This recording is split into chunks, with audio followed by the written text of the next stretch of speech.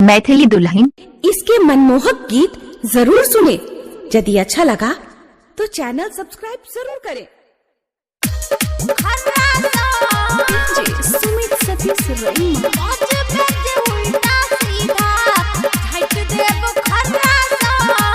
Singing by Satyam Singham।